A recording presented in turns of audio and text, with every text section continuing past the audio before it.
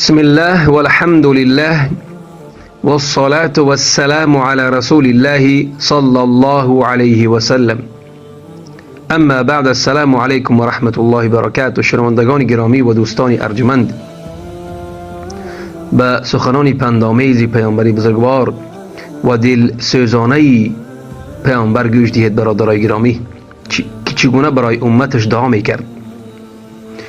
از مادرمان عایشه رضی الله عنها فرمودند که مادرمان عایشه فرمود: لما رأيت من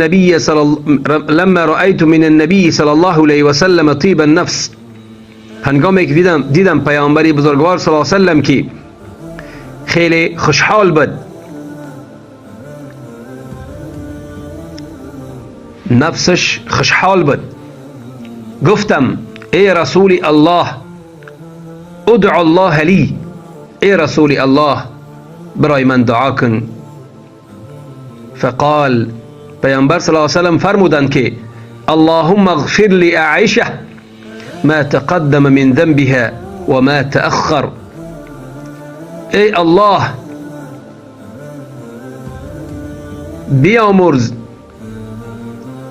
برای عایشه آن گناهانی که پیش کرده است و آن گناهانی که از پیش میکند، از پیش کرده است و از پیش میکند. ما اسرت و ما اعلنت، آن گناهایی که پنهانی کرده است و آن گناهایی که روی کشاد کرده است. همین دعارش کرد. بینید چه گونه، چه خیلی یعنی که دعای نیکی است از پیغمبر صلی الله علیه و سلم که گناههای پس و پیش الله ببخشد و آنچه که سری و پنهانی کرده ای دعاش میند که الله ببخشدش. فضحكت عائشة حتى سقط رأسها في حجرها من الضحك. مادرمان عایشه خندید تا آنی که از خندیدن بسیار سرش در دامنش افتاد، از خندیدن بسیار. قال لها رسول الله صلی الله علیه و سلم، پیامبر بزرگوار صلی الله علیه و سلم به او گفت: ایسرکی دعایی، آیا این دعای من تو را خوشحال کرد؟ آیا این دعای من تو را خرسند کرد؟ فقالت وما لی لا یسرنی دعاؤک. بله، چرا دعای تو مرا خرسند نکند ای پیامبر بزرگوار صلی الله علیه و سلم، دعای نیکی که برای من کردی.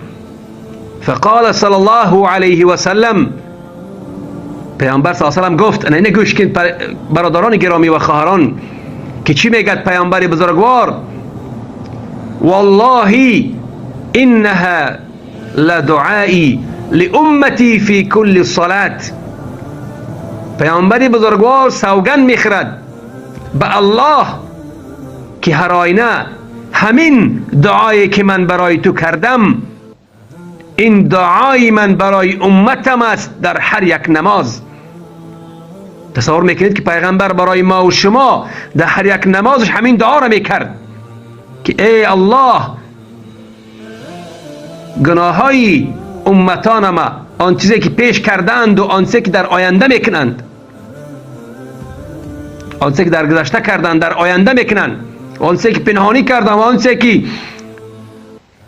آشکارا کردند، ببخش. همین دعا را برای ما در نمازش، هر یک نمازش میکند. پس ببینید برادران گرامی که چخیل پیامبر بزرگوار برای امتش چخیل دلسوز بود.